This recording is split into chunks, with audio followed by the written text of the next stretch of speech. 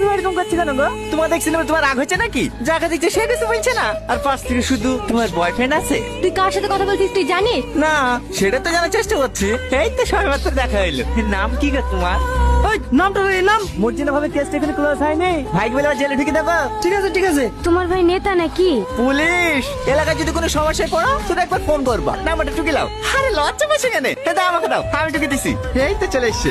Sorry, তোমার নাম্বারটা নিয়ে নিলাম, কিছু মনে করো না। হ্যাঁ, মাঝে মাঝে ফোন দিলে ফোনটা রিসিভ করো। আচ্ছা, তুমি কি সব মেয়ের সঙ্গে এরকম ব্যবহার করো? না না, মাই দিব্যি।